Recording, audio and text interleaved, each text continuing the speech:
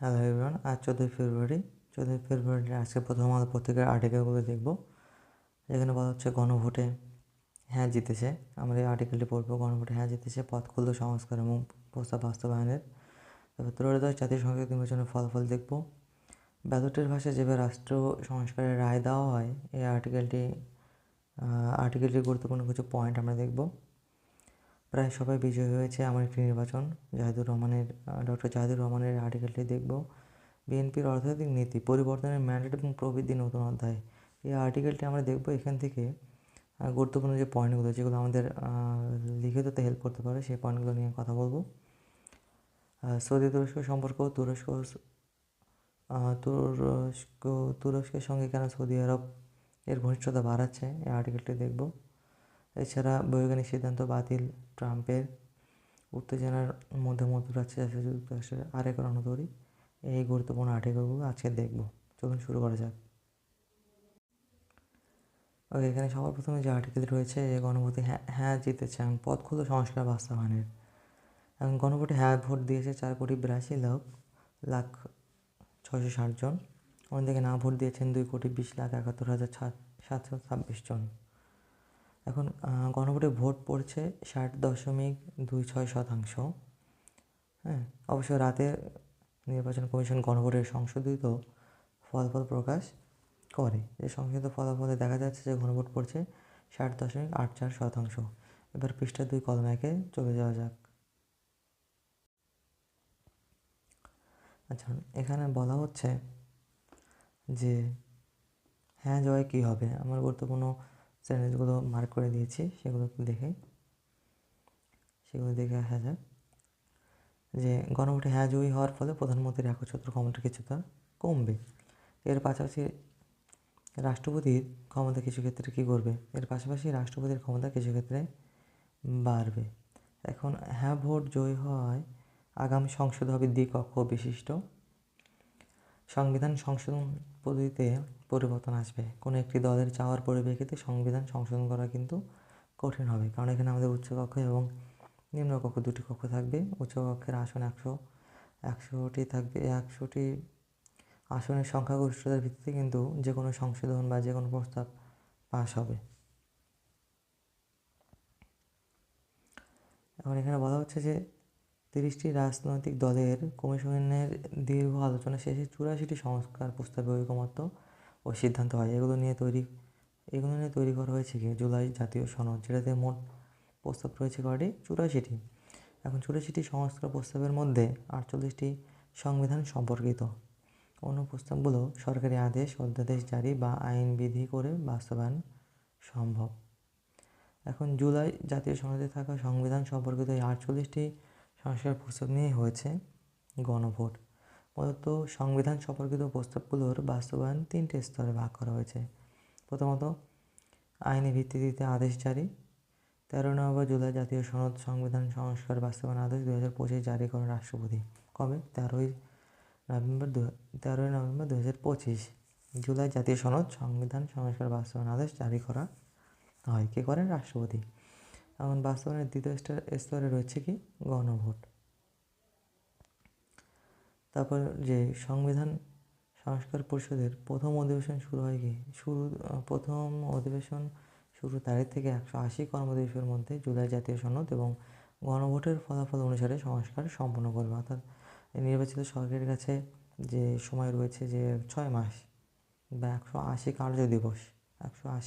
কার্যদিবস। এখন তবে পরিষদ নির্দিষ্ট সময়ে সংবিধান সংস্কার না করলে কী হবে, তা বাস্তবায়ন আদেশে কিন্তু উল্লেখ নেই। এখন সংস্কার প্রস্তাব অনুযায়ী এক ব্যক্তি জীবনে সর্বোচ্চ 10 বছর প্রধানমন্ত্রী থাকতে পারবেন। এছাড়া প্রধানমন্ত্রী পদে আসীন একই সঙ্গে দলীয় প্রধানের পদে থাকবেন না, এমন বিধান প্রস্তাব করা হয়েছে। তবে এই প্রস্তাব নিয়ে কিন্তু বিএনপির নোট অফ ডিসেন্ট বা আনুষ্ঠানিক ভিন্নমত সে রয়েছে। বিএনপি এই প্রস্তাবে রাজি নন। এখন জুলাই সনদের প্রস্তাব বাস্তবায়িত হলে মানবাধিকার কমিশন, তথ্য কমিশন, প্রেস কাউন্সিল, আইন কমিশন এবং বাংলাদেশ ব্যাংকের গভর্নর এবং এনার্জি রেগুলেটরি কমিশনে কারো পরামর্শ বা সুপারিশ ছাড়াই নিজ এখতিয়ারে নিয়োগ দিতে পারবেন কি? রাষ্ট্রপতি। আর কিন্তু রাষ্ট্রপতি প্রধানমন্ত্রীর পরামর্শক্রমে তাদের এসব পদে নিয়োগ দিতে হতো, কিন্তু এখন রাষ্ট্রপতি নিজেই নিয়োগ দিতে পারবেন নিজ এখতিয়ারে এখতিয়ার বলে নিয়োগ দিতে পারবেন। এখন সংবিধান সংশোধন করতে নিম্নকক্ষের 2/3 এবং উচ্চকক্ষের সংখ্যাগরিষ্ঠ সদস্যের কিন্তু সমাধান লাগবে। এখন সংবিধান সংশোধন করাও এত সহজ হবে না। সংবিধান সংশোধন করতে নিম্নকক্ষের 2/3 এবং উচ্চকক্ষের সংখ্যাগরিষ্ঠ সদস্যের সমর্থন লাগবে। এটি হচ্ছে আমাদের গণভোট নিয়ে জিতেছে এবং পথ খোলা সংস্কার প্রস্তাবের। এবার চলুন দ্বিতীয় আর্টিকেলে যাওয়া যাক।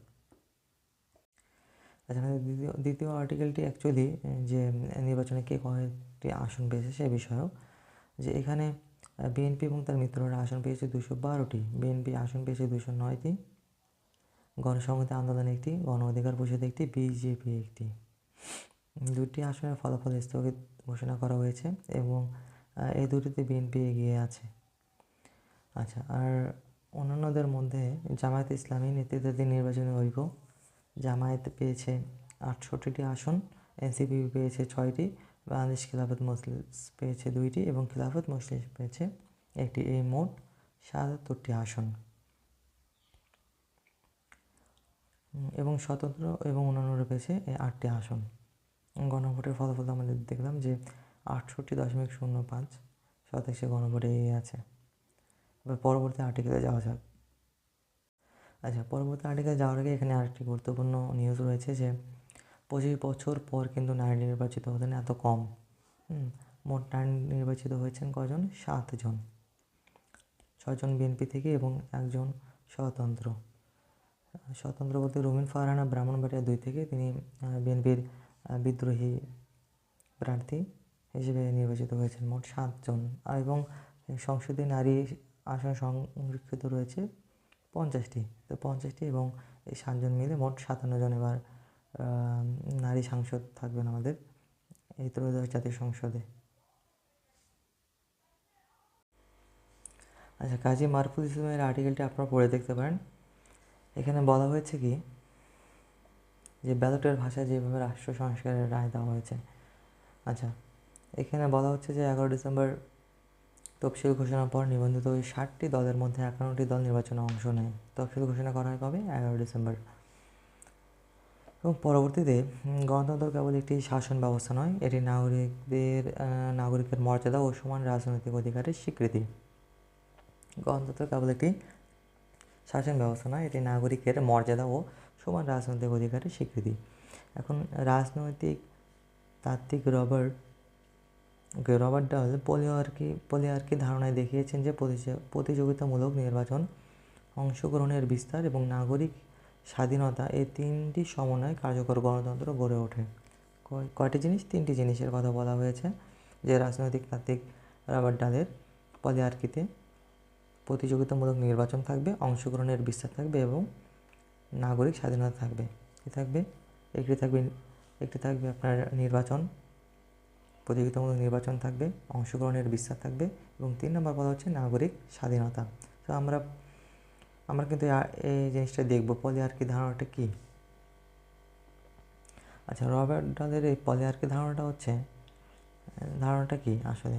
আমেরিকান রাষ্ট্রবিজ্ঞানী রবার্ট ডাল আধুনিক গণতান্ত্রিক ব্যবস্থাকে ব্যাখ্যা করার জন্য পলিয়ার্কি বা বহুতন্ত্র শব্দটি প্রবর্তন করেন।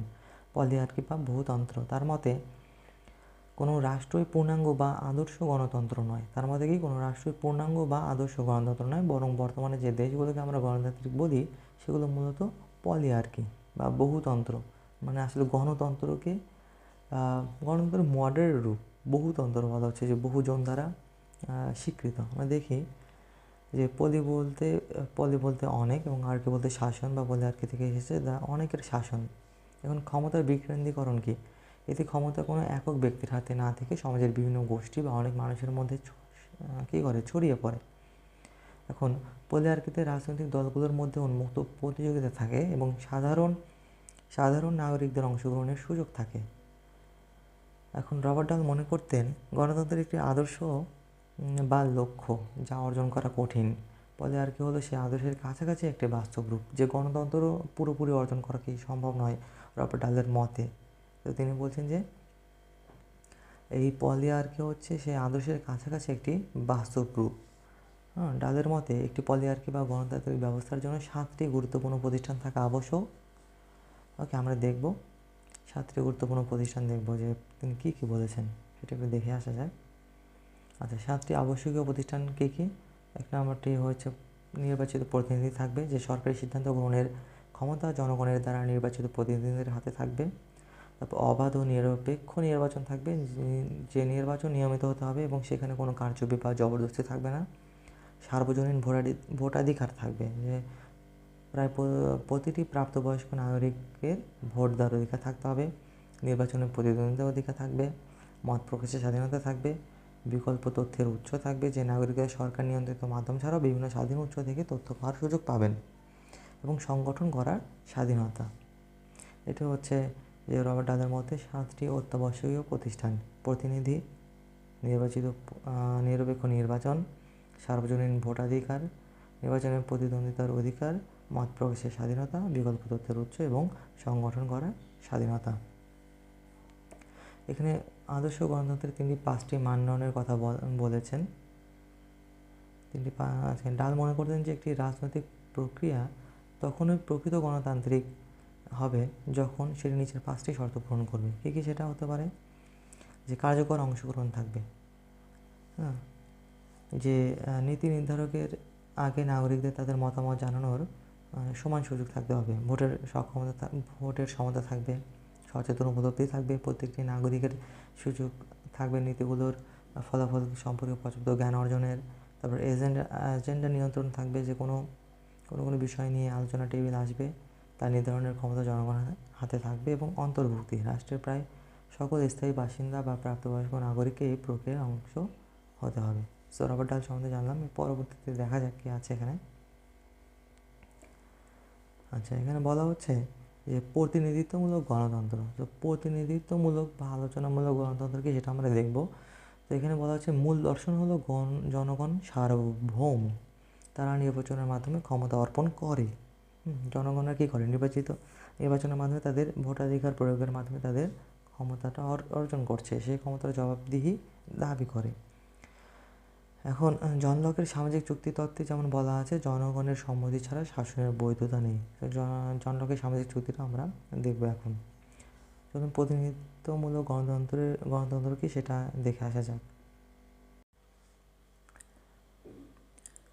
ওকে, প্রতিনিধিত্বমূলক গণতন্ত্র হচ্ছে একটি শাসন ব্যবস্থা যেখানে নাগরিকরা সরাসরি আইন প্রণয়ন না করে ভোটাধিকার প্রয়োগের মাধ্যমে প্রতিনিধি নির্বাচন করেন, এবং সেই প্রতিনিধিরা জনগণের পক্ষে রাষ্ট্র পরিচালনা বা আইন তৈরি করেন। একে পরোক্ষ বা নির্বাচনী গণতন্ত্র বলা হয়, যা আধুনিক রাষ্ট্র ব্যবস্থার প্রচলিত। আচ্ছা, প্রতিনিধিত্বমূলক গণতন্ত্র কী থাকবে? নির্বাচন থাকবে, পরোক্ষ শাসন, দায়বদ্ধতা থাকবে, রাজনৈতিক দল থাকবে এবং আধুনিক প্রয়োগ থাকবে। কারণ প্রত্যক্ষ গণতন্ত্রে জনগণ নিজেরা সরাসরি সিদ্ধান্ত নেন, কিন্তু বিরোধ রাষ্ট্রে তা অসম্ভব হয়। প্রতিনিধিত্বমূলক গণতন্ত্রই কার্যকর সমাধান। এখন আমরা জন লকের সামাজিক চুক্তি বা সোশ্যাল কন্ট্রাক্ট নিয়ে একটু দেখে আসি, যেখানে বলা হচ্ছে যে জন লকের সামাজিক চুক্তি মতবাদ আধুনিক গণতন্ত্র ও উদার নীতিবাদের ভিত্তি হিসেবে পরিচিত। আধুনিক গণতন্ত্র এবং উদার নীতিবাদের ভিত্তি হিসেবে পরিচিত। লকের মতে মানুষ কোনো এক ব্যক্তির অধীনে থাকার জন্য জন্মায়নি, বরং তারা জন্মগতভাবে স্বাধীন এবং সমান। এখন জন লকের যে সামাজিক চুক্তির প্রধান দিকগুলো কী কী আছে সেগুলো আমরা দেখি। এখানে বলা হচ্ছে প্রকৃতির রাজ্য বা স্টেট অফ নেচার। টমাস হবসের মতো লক প্রকৃতির রাজ্যকে ভয়ঙ্কর যুদ্ধক্ষেত্র মনে করতেন না। টমাস হবস যেমন মনে করতেন যে প্রকৃতি অনেক ভয়ঙ্কর যুদ্ধক্ষেত্র, কিন্তু জন লক সেটা মনে করতেন না। তার মতে এটি ছিল শান্তি, সদিচ্ছা ও পারস্পরিক সহায়তার একটি অবস্থা, যেখানে মানুষ প্রাকৃতিক আইন মেনে চলত। এবং প্রাকৃতিক অধিকার, লকের মতে প্রতিটি মানুষের 3টি মৌলিক অধিকার রয়েছে: জীবন, স্বাধীনতা এবং সম্পত্তি। লকের মতে কী আছে? প্রত্যেকটি মানুষের 3টি মৌলিক অধিকার রয়েছে: জীবন, স্বাধীনতা এবং সম্পত্তি। এগুলো সরকার প্রদত্ত নয়, বরং মানুষের জন্মগত অধিকার। আর যুক্তির কারণ কি? প্রকৃতির রাজ্যে কোনো সাধারণ বিচারক বা আইন প্রয়োগকারী সংস্থা ছিল না। প্রকৃতির রাজ্যে আসলে নেচারের কাছে কি কোনো বিচারক আছে বা আইন আছে? না, নেচারের কিন্তু কোনো আইন নেই। প্রাকৃতিক অধিকারগুলো আরও সুরক্ষিত করতে এবং বিবাদ মেটানোর জন্য মানুষ নিজেদের মধ্যে চুক্তির মাধ্যমে সমাজ ও রাষ্ট্র গঠন করে। এবং শাসিতের সম্মতি কী বলা হচ্ছে যে সরকারের বৈধতা নির্ভর করে জনগণের সম্মতির ওপর, জনগণের কনসেন্ট বা সম্মতির ওপর। যে জনগণ কেবল তাদের কিছু অধিকার যেমন আইন কার্যকর করার অধিকার সরকারের হাতে তুলে দেয়, কিন্তু তাদের মৌলিক অধিকারগুলো কিন্তু বজায় থাকে। ওকে, আমার মৌলিক অধিকার কিন্তু আমি সরকারের হাতে তুলে দিইনি, এটা জন লক বলছেন। আর বিপ্লবের অধিকার, যদি কোনো সরকার জনগণের মৌলিক অধিকার রক্ষা করতে ব্যর্থ হয় বা স্বৈরাচারী হয়ে ওঠে, তবে জনগণের অধিকার আছে সেই সরকারকে উৎখাত করার, নতুন সরকার গঠন করার। তো জন লকের এই তত্ত্বই বিখ্যাত গ্রন্থ টু ট্রেটিস অফ গভর্নমেন্টে বিস্তারিতভাবে আলোচনা করা হয়েছে। আপনি চাইলে একটু দেখে নিতে পারেন। পরবর্তী আর্টিকেলের পরবর্তী অংশে যাওয়া যাক। ওকে, আর্টিকেলের এই অংশে আবার আরেকটা টার্ম রয়েছে, সেটা হচ্ছে গণতান্ত্রিক তত্ত্বের ডেলিবারেটিভ পলিটিক্স। ডেলিবারেটিভ পলিটিক্স বা পরামর্শমূলক রাজনীতি। ওকে, এখানে ডেলিবারেটিভ পলিটিক্স বলতে পরামর্শমূলক রাজনীতির যে ধারণা, সেখানে যুক্তি ও মত বিনিময়কে গুরুত্ব দেওয়া হয়, যার আভাস আমরা নির্বাচনে দেখেছি। তো ডেলিবারেটিভ পলিটিক্স কী জিনিসটা কি, এটা একটু দেখে আসা যাক। আচ্ছা, আমি এই নোটগুলো কিন্তু কমেন্ট বক্সে দিয়ে দেবো, আপনারা চাইলে সেখান থেকে দেখে নিতে পারেন, অবশ্যই দেখবেন, আমি চাই। ডেলিবারেটিভ পলিটিক্স জিনিসটা কি? ডেলিবারেটিভ পলিটিক্স বা বিতর্কমূলক বা আলোচনামূলক রাজনীতি হলো এমন একটি রাজনৈতিক প্রক্রিয়া যেখানে কোনো সিদ্ধান্ত গ্রহণের ক্ষেত্রে কেবল ভোটদান বা সংখ্যাগরিষ্ঠতাকে প্রাধান্য না দিয়ে বরং নাগরিকদের মধ্যে যৌক্তিক আলোচনা ও বিতর্কের ওপর গুরুত্ব দেওয়া হয়। যে শুধু আমি ভোট দেবো এমনটা না, আমি কিন্তু যুক্তি দিয়ে বিবেচনা করব। ওকে, বিতর্ক করবো যে কোনটা ন্যায়, কোনটা অন্যায়, কোনটা ভালো, কোনটা খারাপ, আমরা আলোচনা করবো। আলোচনার মাধ্যমে আমরা একটা সিদ্ধান্তে উপনীত হব। এর মূল লক্ষ্য হচ্ছে পারস্পরিক আলোচনার মাধ্যমে একটি সর্বসম্মত সিদ্ধান্তে পৌঁছানো। যদি আমরা আসলে আলোচনা না করি, তাহলে কিন্তু কোনো সিদ্ধান্তে আমরা পৌঁছাতে পারবো না এই গণতান্ত্রিক শাসন ব্যবস্থায়। ওকে, আলোচনা করলে অনেকের মস্তিষ্ক থেকে, অনেকের চিন্তা চেতনা থেকে অনেক ভালো ভালো কথা বা পরামর্শের সামনে চলে আসে। এখন এই ব্যবস্থার প্রধান বৈশিষ্ট্য কী কী? যৌক্তিক বিতর্ক থাকবে। এখানে কোনো প্রস্তাবের পক্ষে বা বিপক্ষে কেবল আবেগ নয়, বরং তথ্য ও যুক্তি উপস্থাপন করা হয়। মতৈক্য বা কনসেনসাসকে এর মূল লক্ষ্য হচ্ছে সংখ্যাগরিষ্ঠের ইচ্ছায় নয়, বরং আলোচনার মাধ্যমে এমন একটি সিদ্ধান্তে পৌঁছানো যে আপনার সবার কাছে গ্রহণযোগ্য। যে আলোচনার মাধ্যমে যে হ্যাঁ, এ ব্যক্তি রাজি হলো এটাতে, অথবা বি ব্যক্তি রাজি হলো ওটাতে, বা সে কেন রাজি নয় সেটা রাজি না হওয়ার কারণ উপস্থাপন করতে পারে, সেই কারণকে বিশ্লেষণ করে নতুন কোনো মডিফাইড একটা সিদ্ধান্ত গ্রহণ করা যায় যে আলোচনার মাধ্যমে। তারপর নাগরিক অংশগ্রহণ থাকবে। সাধারণ মানুষকে কেবল ভোটার হিসেবে না দেখে নীতি নির্ধারণের প্রক্রিয়ায় সরাসরি আলোচনার সুযোগ দেওয়া হয়। এটা হচ্ছে এই ডেলিবারেটিভ পলিটিক্স। এখন এখানে বৈধতা কি? এই মতবাদ অনুযায়ী যে কোনো আইন বা নীতি তখনই বৈধ বলে গণ্য হবে যখন তা অবাধ এবং নিরপেক্ষ আলোচনার মাধ্যমে গৃহীত হয়। যে আলোচনা কী হবে? অবাধ এবং নিরপেক্ষ। আর প্রধান প্রবক্তাকে, এই রাজনীতির প্রধান প্রবক্তাদের মধ্যে অন্যতম হলেন জার্মান দার্শনিক ইয়র্গেন হাবেরমাস এবং মার্কিন রাষ্ট্রবিজ্ঞানী জন রোলস। নামগুলো ইংরেজিতে, এগুলো বাংলা উচ্চারণ করতে গেলে আসলে অনেক কষ্ট। দেখেন, ইয়র্গেন হাবেরমাস, ইয়র্গেন, জের উচ্চারণ হচ্ছে না, ইয়র্গেন হাবেরমাস এবং মার্কিন রাষ্ট্রবিজ্ঞানী জন রোলস। সংক্ষেপে ডেলিবারেটিভ পলিটিক্স মনে করে যে রাজনীতি কেবল ক্ষমতার লড়াই না, এটি হলো যুক্তির লড়াই, যেখানে সবচেয়ে সঠিক যুক্তিটি বিজয়ী হয়। আসলে যুক্তি বলতে এই প্রতিটা যুক্তি কিন্তু রাইট, কিন্তু এই যুক্তির মধ্যে কোন যুক্তিটা সর্বজন স্বীকৃত, সর্বজন গ্রহণযোগ্য বা অত্যধিক জনপ্রিয়, সেই যুক্তিটাই কিন্তু সর্বশেষে সেই যুক্তিটি গ্রহণ করা হয় এবং সেই অনুযায়ী কোনো একটা সিদ্ধান্ত নেওয়া হয়। আর্টিকেলের বাকি অংশে কে আছে? ওকে, আর্টিকেলের বাকি অংশে জাস্ট কনক্লুশন পার্ট আমরা এখানে একটা অংশ দেখব। ওকে, বাংলাদেশ এখন একটি কি সন্ধিক্ষণে দাঁড়িয়ে আছে। যদি রাজনৈতিক দলগুলো এই মুহূর্তের তাৎপর্য উপলব্ধি করে পারস্পরিক সহিষ্ণুতা, জবাবদিহিতা ও সংস্কারের পথে অগ্রসর হয়, তবেই কিন্তু তবে এই নির্বাচনে সত্যি নতুন রাজনৈতিক সংস্কৃতির সূর্যোদয় হিসেবে ইতিহাসে চিহ্নিত হবে। তো এটা হচ্ছে এই কাজী মারুফ ইসলাম, ঢাকা বিশ্ববিদ্যালয়ের অন্যান্য ধরনের বিভাগের অধ্যাপক। ওনার আর্টিকেল আপনি চাইলে পুরোটা পড়ে নিতে পারেন। এছাড়া গুরুত্বপূর্ণ জিনিসগুলো কিন্তু আমি আলোচনা করেছি। চলুন পরবর্তী আর্টিকেলে।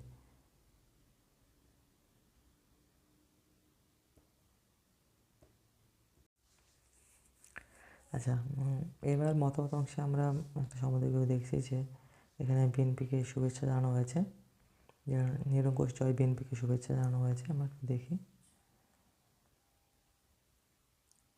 আচ্ছা, 297টি আসনের মধ্যে 297টি আসনের আনুষ্ঠানিক ফলাফল ঘোষণা করে তারেক রহমানের নেতৃত্বে বিএনপি এবং মিত্রদলগুলো 212টি আসন পেয়ে বড় বিজয় নিশ্চিত করেছে।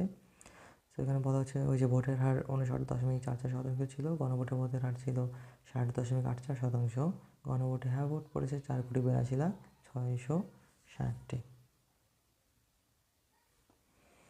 যেখানে আগামী সংসদের প্রথম 180 দিনেই একই সঙ্গে জাতীয় সংসদ এবং সংবিধান সংস্কার পরিষদের ভূমিকা পালন করবে, সেটা কিন্তু আমরা ইতিপূর্বে দেখেছি। এবার আমরা ডক্টর জাহিদুর রহমানের আর্টিকেলটির দুটো টার্ম দেখব। আপনারা আর্টিকেলটি চাইলে পড়ে নিতে পারেন যে প্রায় সবাই বিজয়ী হয়েছে এমন একটি নির্বাচন। এখানে দুইটি টার্ম পেয়েছি, একটি হচ্ছে ডিফ্যাক্টো প্রধান, যে তারেক রহমানকে জনাব তারেক রহমানকে বলা হচ্ছে যে ডিফ্যাক্টো প্রধান হিসেবে দায়িত্ব পালন করেছেন। ওকে, এবং আরেকটি টার্ম রয়েছে যে মিস ইনফরমেশন এবং ডিসইনফরমেশন, এই দুটি জিনিস আমরা দেখে নেওয়া যাক। ওকে, তার আগে ডিফ্যাক্টো জিনিসটা কি? এখানে ডিফ্যাক্টো একটি লাতিন শব্দগুচ্ছ যার অর্থ হচ্ছে কার্যত বা বস্তুত বা বাস্তবে। এটি এমন একটি অবস্থাকে বোঝায় যা আইনগতভাবে স্বীকৃত না হলেও বাস্তবে বিদ্যমান বা কার্যকর। ওকে, অর্থাৎ কোনো কিছু আনুষ্ঠানিকভাবে বা আইনগতভাবে ডি জুরে না হলেও বাস্তবে তার প্রয়োগ ও অস্তিত্ব রয়েছে। এখন কোনো কিছু আসলে যেমন তা আনুষ্ঠানিকভাবে তেমন না হলেও চলে। যেমন ডিফ্যাক্টো উদাহরণ হিসেবে বলা যায় ডিফ্যাক্টো সরকার, যেমন একটি সরকার যা দেশে ক্ষমতা দখল করে আছে কিন্তু আন্তর্জাতিকভাবে বা আইনত বৈধ নয়। এখন ডিফ্যাক্টো সম্পর্ক কি? দুজন মানুষ বিবাহিত না হয়েও কি স্বামী স্ত্রীর মতো একসাথে বসবাস করে, সেটাকে লিপ্টি বলে বলা হয়। তো তাকে অস্ট্রেলিয়ার আইন অনুযায়ী ডিফ্যাক্টো সম্পর্ক বলা হচ্ছে। ওকে, যেটা অস্ট্রেলিয়ার আইন অনুযায়ী তাকে বলা হচ্ছে ডিফ্যাক্টো। আর ডিফ্যাক্টো যেটার কি অফিসিয়াল পদবি না থাকলেও যিনি আসলে দলের বা প্রতিষ্ঠানের মূল সিদ্ধান্ত নেন। আর ডিজুরে কি? ডিজুরে হচ্ছে আইনগত। ওকে, ডিজুরে বলতে বোঝায় আইনগত বা আনুষ্ঠানিকভাবে যা স্বীকৃত, যেমন আইনত বিবাহিত দম্পতি বা বৈধ সরকার। ওকে, আর সহজ কথায় কাগজে কলমে যাই থাকুক না কেন বাস্তব চিত্রটি হলো ডিফ্যাক্টো। আর টার্ম যেটা দেখেছি যে মিস ইনফরমেশন এবং ডিসইনফরমেশন। তো মিস ইনফরমেশন হচ্ছে এমন ধরনের তথ্য যা মানুষকে অনিচ্ছাকৃতভাবে ছড়িয়ে পড়ে, যা অনিচ্ছাকৃতভাবে প্রকাশ করে। যখন কেউ না জেনে বা ভুলবশত কোনো মিথ্যা তথ্য সত্য মনে করে শেয়ার করে, তখন তাকে মিস ইনফরমেশন বলা হয়। এতে কাউকে ক্ষতি করার কোনো খারাপ উদ্দেশ্য থাকে না। ওকে, আচ্ছা, যেমন উদাহরণ দেখি যে পুরোনো কোনো ছবি বা সংবাদকে ভুলবশত বর্তমান সময়ের মনে করে ফেসবুকে শেয়ার করা, এটা হচ্ছে মিস ইনফরমেশন। ওকে, আর যখনই আমরা এটাকে ডিসইনফরমেশনে যাব, যে এটি ইচ্ছাকৃতভাবে তৈরি এবং প্রচারিত মিথ্যা তথ্য বা অপতথ্য, যখন কোনো ব্যক্তি বা গোষ্ঠী কাউকে বিভ্রান্ত করতে, ঘৃণা ছড়াতে বা রাজনৈতিক ফায়দা লুটতে জেনে শুনে মিথ্যা ছড়িয়ে দেয়, তখন এটাকে ডিসইনফরমেশন বলা হচ্ছে। উদাহরণ, কাউকে সামাজিকভাবে হেয় করতে এডিট করা ছবি বা ভুয়া ছবি বা ডিপফেকের মাধ্যমে তৈরি করা ছবি ছড়িয়ে দেওয়া। মিস ইনফরমেশন এবং ডিসইনফরমেশন এই শব্দ দুটি আমরা ব্যবহার করার ক্ষেত্রে সচেতন থাকবো। ওকে, আর পরবর্তী আর্টিকেলটি হচ্ছে পরিবর্তনের ম্যান্ডেট প্রভৃতি নতুন অধ্যায়। এখানে রাশেদ আলম মাহমুদ তিতুমির লেখা আর্টিকেল বিএনপির অর্থনৈতিক নীতি। আমরা এই আর্টিকেলটি পড়বো শুধু বিএনপির যে ইশতেহারে বলা রয়েছে এমন না, আমরা এখান থেকে কিছু এলিমেন্ট পাবো যেগুলো আমরা পরবর্তীতে আমাদের রিটেনে উপস্থাপন করতে পারবো। যেমন এখানে শুরু করা যাক যে এখানে কি আছে যে বিনিয়োগ স্থবিরতা, কর্মসংস্থানের ঘাটতি, দারিদ্র্য, আয়ের বৈষম্য বৃদ্ধির ফলে জনমনে অসন্তোষ, এই ব্যাপারগুলো কিন্তু আমাদের মাথায় রাখতে হবে, আমাদের চিন্তা করতে হবে। আচ্ছা, এখানে অর্থনৈতিক গণতন্ত্রের মডেলের কথা বলা হচ্ছে, যেখানে বৈষম্য হ্রাস, আঞ্চলিক ভারসাম্য, রাষ্ট্রীয় সক্ষমতা বৃদ্ধিকে অগ্রাধিকার দেওয়া হয়েছে। আচ্ছা, এটা বিএনপির ইশতেহার, যদিও আমরা এভাবে বিএনপির ইশতেহার হিসেবে জানবো না, আমরা জানবো যে আমাদের বর্তমান মাসে কী কী কার্যত কী কী পদক্ষেপ গ্রহণ করা যেতে পারে বর্তমান বাংলাদেশের সার্বিক পরিস্থিতি উন্নয়নে, সেটা অর্থনৈতিক হতে পারে, সামাজিক হতে পারে, বা রাজনৈতিক হতে পারে। ওকে, সো ওখানে রাষ্ট্রীয় সক্ষমতা বৃদ্ধিতে অগ্রাধিকার দেওয়া হয়েছে। আচ্ছা, ইশতেহার 2034 সালের মধ্যে অর্থনীতিকে $1 ট্রিলিয়ন মার্কিন ডলার উন্নীত করার লক্ষ্য নির্ধারণ করা হয়েছে। আচ্ছা, 2034 সালের মধ্যে, কিন্তু আমরা জানি যে 2026 সালের মধ্যে বাংলাদেশের অর্থনীতি কিন্তু $520 বিলিয়ন, ওকে, যেটাকে 2034 সালের মধ্যে $1 ট্রিলিয়ন করার প্রস্তাবনা করছেন তারা। আচ্ছা, আর কর জিডিপি অনুপাত, যেটা কর বা জাতীয় উৎপাদন অনুপাত 2035 সালের মধ্যে 15% উন্নীত করার পরিকল্পনা। তা বর্তমানে কর জিডিপি রেশিও কত? 6.8%। নিম্ন কর জিডিপি রেশিও মানে দেশের আর্থিক সচ্ছলতা কিন্তু সীমিত। ওকে, আচ্ছা, আমরা পরবর্তীতে দেখি যে নতুন কর আরোপ ছাড়াই প্রশাসনিক দক্ষতা বৃদ্ধি, অপচয় কমিয়ে স্বল্প সময়ে প্রবৃদ্ধি বাড়ানোর কথা। আচ্ছা, অর্থনৈতিক গণতান্ত্রিক মডেলে কেবল বিনিয়োগ বৃদ্ধির কৌশল না, শুধু বিনিয়োগ বৃদ্ধির কৌশল করলে হবে না, বরং দারিদ্র্য সীমার নিচে থাকা মানুষদের জন্য বাস্তব সুযোগ সৃষ্টির এবং মধ্যবিত্ত সম্প্রসারণের একটি কাঠামোগত পরিকল্পনা, যা বাস্তবায়িত হলে আঞ্চলিক বৈষম্য কমবে এবং উন্নয়নের সুফল বিস্তৃত হবে। ওকে, আচ্ছা, বর্তমানে খাদ্য নিত্যপণ্যের মূল্যস্ফীতি কি প্রায় 8%-এর মধ্যে রয়েছে, যে খাদ্য এবং নিত্যপণ্যের মূল্যস্ফীতি 8%।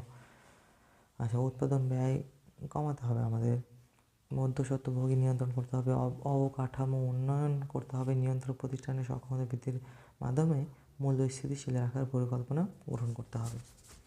আচ্ছা, কৃষক, খামারি এবং মৎস্যজীবীদের জন্য 10,000 টাকা পর্যন্ত ঋণ মওকুফ এবং ক্ষুদ্র ঋণ প্রতিষ্ঠানে কিস্তি সহায়তার প্রস্তাব রয়েছে। এছাড়াও সুদের হার যৌক্তিক করা এবং ক্ষুদ্র মাঝারি উদ্যোগকে সহায়তা দেওয়ার মাধ্যমে উৎপাদন ব্যয় কমানোর লক্ষ্য নেওয়া হয়েছে। আচ্ছা, এই সোশ্যাল সেফটি নেটের যে কথা বলা হচ্ছে, সামাজিক নিরাপত্তা খাতে ফ্যামিলি কার্ড ও কৃষি কার্ডের মাধ্যমে সরাসরি সহায়তা দেওয়ার পরিকল্পনা গ্রহণ করা হয়েছে, যে বিচ্ছিন্ন কর্মসূচিগুলোকে একটি সমন্বিত ডিজিটাল প্ল্যাটফর্মে আনার কথা বলা হয়েছে। যেমন কি বলছেন, যে বিচ্ছিন্ন যে কর্মসূচিগুলো রয়েছে, যে প্রোগ্রামগুলো রয়েছে, ছড়িয়ে ছিটিয়ে আছে, সেগুলোকে একটি ডিজিটাল ইন্টিগ্রেটেড প্ল্যাটফর্মে নিয়ে আসবে।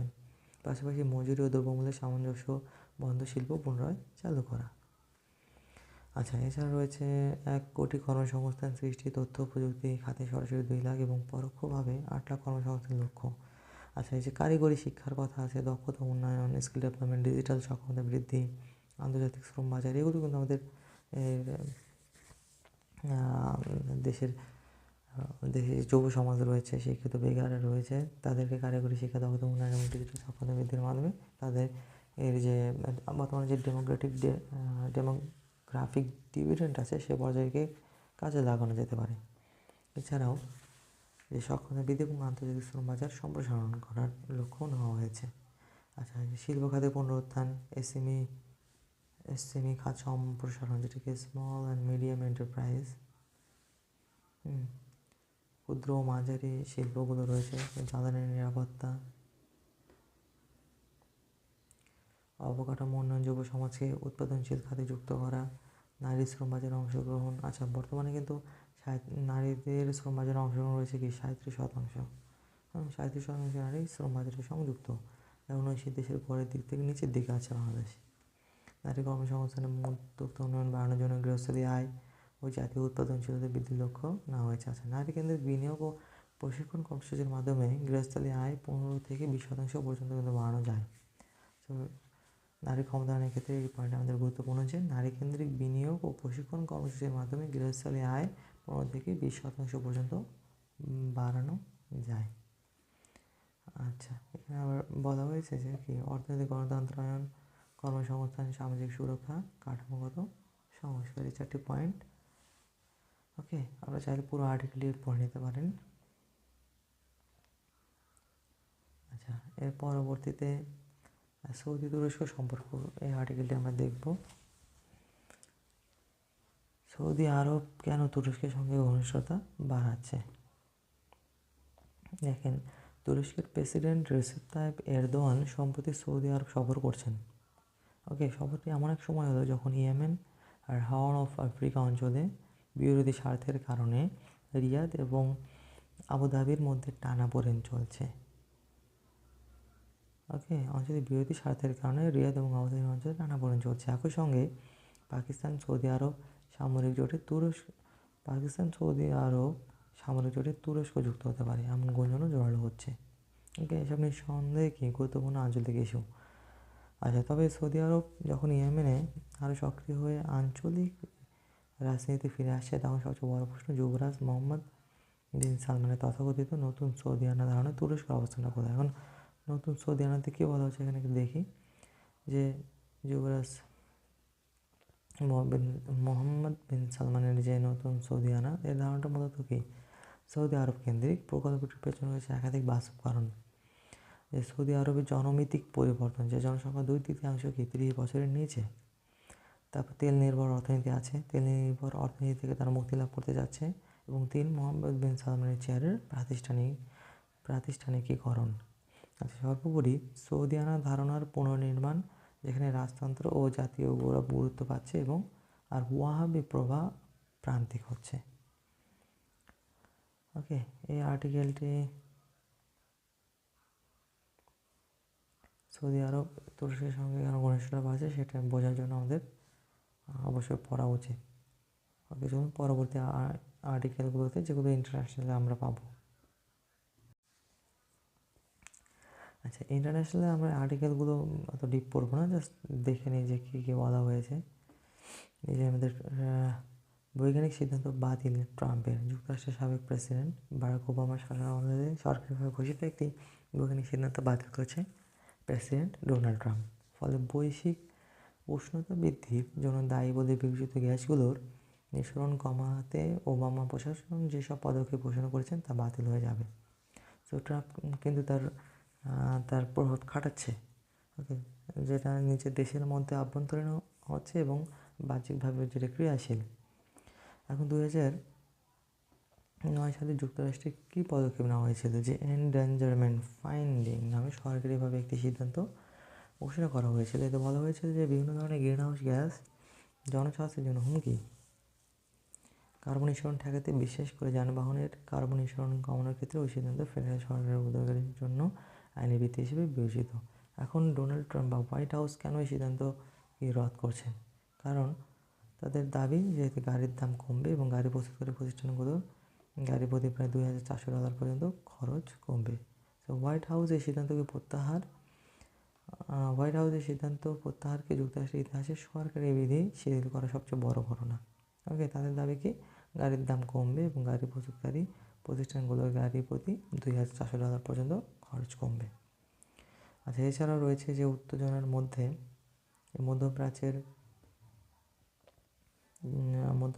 যুক্তরাষ্ট্রের আরেক রণতরী যাচ্ছে। আপনারা দেখে নিতে পারেন যে যুক্তরাষ্ট্রের ইরানের মধ্যে যে বর্তমানে উত্তেজনা চলছে এবং সেটির আলোচনাও কিন্তু ফলপ্রসূ হচ্ছে, দুই দল বা দুই দেশ সেটি বলছেন। আচ্ছা, এখানে বিশ্বের সবচেয়ে বড় রণতরী যেটা ইউএস জেরাল্ড আর ফোর্ড, এটা বিশ্বের সবচেয়ে বড় রণতরী ইউএস জেরাল্ড আর ফোর্ড। এটি মোতায়েন করা হলে পরমাণু ইস্যু নিয়ে যুক্তরাষ্ট্রের সঙ্গে একটি চুক্তিতে যাওয়ার জন্য ইরানের উপর কি একটু চাপ বাড়বে। আচ্ছা, পরবর্তীতে দেখি গাজা পুনর্গঠন পরিকল্পনার ঘোষণা, এটা দেখে নিতে পারেন। আচ্ছা, নির্বাচনের আগে সাবেক রাজার সমর্থন। ওকে, নেপালে কিন্তু অভ্যুত্থান হলো কিছুদিন আগে, যে আচ্ছা, নেপালের শেষ রাজা হচ্ছে রাজা জ্ঞানেন্দ্র। মাওবাদী বিদ্রোহীদের আধিপত্য থাকা একটি বিশেষ পরিষদ 2008 সালে নেপালের রাজতন্ত্রকে বিলুপ্ত করে। আর রাজতন্ত্র বিলুপ্তের পর গত 18 বছরে 14 বার কিন্তু সরকার পরিবর্তন হয়েছে নেপালের। ওকে, আচ্ছা, এই জন্য কিন্তু আবার রাজাকে সবাই ফেরত চাচ্ছে। নির্বাচনের আগে সাবেক রাজার সমর্থনে আবার সমাবেশ। ওকে, নেক্সট আমরা দেখতে পাই যে ভূ রাজনীতিতে ভূ রাজনীতি একটি নতুন যুগের সূচনা। এই মিউনিখ সম্মেলনটা আপনি দেখে নিতে পারেন। আর ট্রাম্প বিরোধী যে এখানে আন্দোলন ধীরে ধীরে দানা বাঁধছে, গুরুত্বপূর্ণ আমার কাছে মনে হয়নি। তারপরেও যে ডোনাল্ড ট্রাম্পের ক্ষমতা কুক্ষিগত করার ক্ষেত্রে বড় বাধা আদালত, ট্রাম্পের দল, রিপাবলিকান পার্টির সদস্যরা কিছু ক্ষেত্রে তার মতের বাইরে চলে যাচ্ছেন। আচ্ছা, এই হচ্ছে আজকে আমাদের প্রথম আলোর রিভিউ বা প্রথম আলো পত্রিকা আমরা পড়লাম আজকে। এছাড়া আর কোনো কিছু গুরুত্বপূর্ণ আমার চোখে ধরা পড়েনি। এগুলো আপনার যদি আপনি দেখেন বা রিভিশন দেন, তাহলে নিউজগুলো আপনাদের পরবর্তীতে হেল্প করতে পারে। Thank you.